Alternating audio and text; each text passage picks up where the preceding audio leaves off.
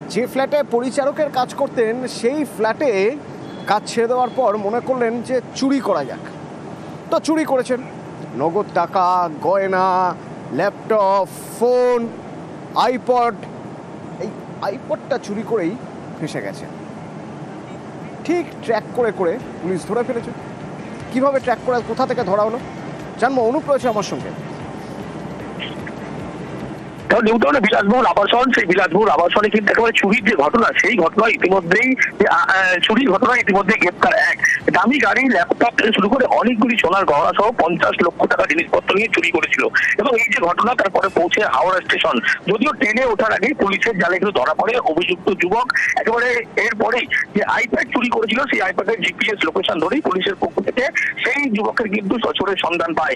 এরপরেই একেবারে পুলিশের পক্ষ থেকে সেখানে আনা দেয় এবং সেই যুবককে ধরে ফেলে। এবং নিউটাউনের এই অভিজাত আবাসন, যে আবাসনের বাসিন্দা একেবারে অভিযোগ দায়ের করেছিল তিনি কফি শপ চালান এবং রবিবার রাত 11টা থেকে কিন্তু একেবারে এই যে ঘটনা, তার পরবর্তীতে তিনি অভিযোগ করেন এবং সেখানে ফুটেজ থেকে শুরু করে একাধিক বিষয় দেখা যায় একেবারে এই যে গোটা চুরির ঘটনা ঘটিছে, এই চোর একেবারে জিপিএস আইপ্যাড নিয়ে পালিয়েছে। এরপরে জিপিএস এর টাওয়ার লোকের, সেই টাওয়ার লোকের করে দেখা যায় হাওড়া স্টেশনে কিন্তু একেবারে সরাসরি সেই পৌঁছে গিয়েছে এবং পুলিশের পক্ষ থেকে সেখানে গিয়ে অভিযুক্তকে গ্রেপ্তার করে ইতিমধ্যেই চুরি যাওয়া জিনিস সেই ব্যক্তির কাছ থেকে কিন্তু এখন উদ্ধার করতে পেরেছে, এমনটাও পুলিশের পক্ষে স্পষ্ট করা হচ্ছে। ধন্যবাদ। সব রাজ্যে এসআইআর বাধ্যতামূলক, দিল্লিতে সিওদের জানিয়ে দিল নির্বাচন কমিশন। এবং শুধু বাধ্যতামূলকই নয়, এই প্রস্তুতি, এসআইআরের প্রস্তুতি সেরে রাখতে হবে 30শে সেপ্টেম্বরের মধ্যে। পুজোর পর থেকেই সম্ভবত এসআইআর।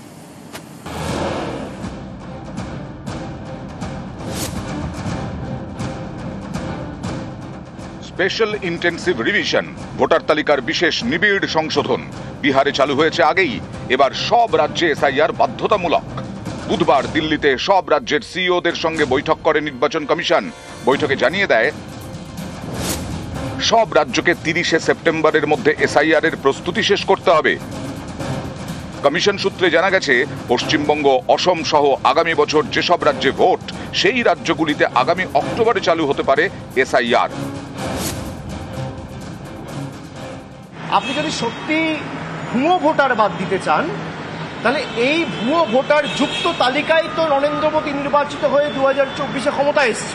আপনার যদি উদ্দেশ্য সৎ থাকে, আপনি কেন্দ্র সরকারকে বলুন রিজাইন করুক, কিন্তু সরকারকে আগে রিজাইন করতে হবে, তারপর আপনারা এসআইআর করুন, করে ফ্রেশ ইলেকশন করুন। আমরা তো মানুষের কাছে যেতে ভয় পাচ্ছি না। দেখুন, নির্বাচন কমিশন আগেই বলেছিল যে ভোটের আগে এসআইআর সম্পন্ন হবে। এই ভোটের আগে এসআইআর সম্পন্ন হবে, এসআইআর তো করতেই হবে। এসআইআর ছাড়া ভোট হতে পারে না, অত্যন্ত স্বাভাবিক প্রক্রিয়া। এর আগে হয়েছে, 2002-3-এ লাস্ট হয়েছে, এবার হবে। এবছর শেষে বিহারে বিধানসভা নির্বাচন, তার আগে সে রাজ্যে ভোটার তালিকা এসআইআর বা বিশেষ নিবিড় সংশোধন করছে নির্বাচন কমিশন। খসড়া তালিকা থেকে বাদ গেছে 65 লক্ষ ভোটারের নাম। 26শে পশ্চিমবঙ্গে বিধানসভা ভোট, তার আগে বুধবার পশ্চিমবঙ্গ সহ সব রাজ্যের মুখ্য নির্বাচনী আধিকারিককে দিল্লিতে বৈঠকে ডেকে পাঠায় জাতীয় নির্বাচন commission.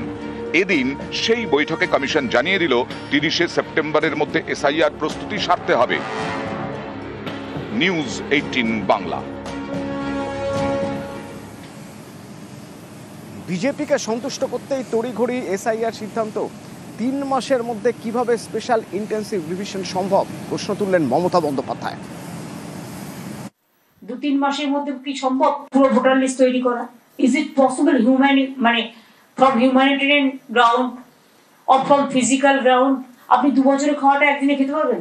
I don't want to comment anything about it because it is sub judice now. But it is not possible to do the SIR only to satisfy BJP, to do it within 2-3 months before election. It's not possible. It will take time, at least 2-3 years.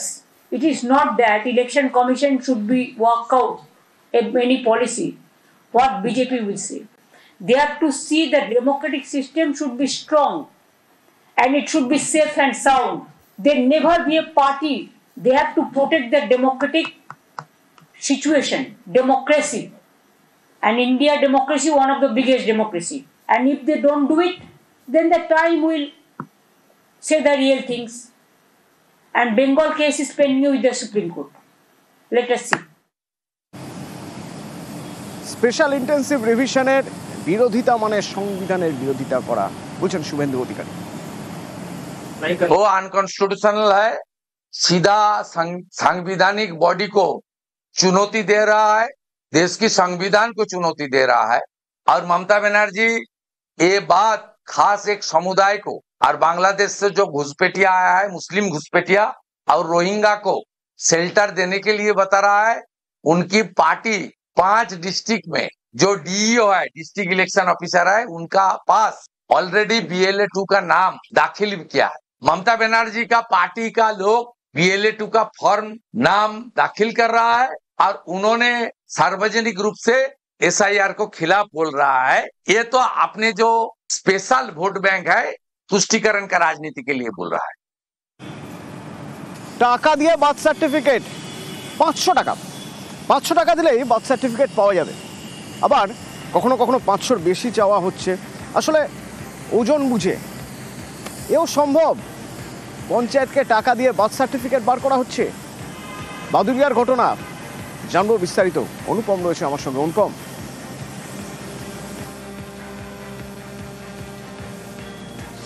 দেখো অতনু, একদমই তুমি যেটা বললে সেটা একদম বাস্তব। তার কারণ হচ্ছে বাদুড়িয়ার যে চণ্ডীপুর পঞ্চায়েতে এখানে হাবিল মণ্ডল তিনি যেটা অভিযোগ করছেন যে তিনি তার ছেলের জন্য বার্থ সার্টিফিকেট বের করতে গিয়েছিল চণ্ডীপুর পঞ্চায়েতে, সেখানে তার কাছ থেকে 500 টাকা দাবি করা হয় এবং সে 500 টাকা দিলে তাকে রিসিপ্টও দেওয়া হয়। সেই রিসিপ্টে সই করা এবং একদম পরিষ্কারভাবে সেখানে লেখা রয়েছে যে বার্থ সার্টিফিকেটের জন্য ডোনেশন 500 টাকা এবং সইও রয়েছে।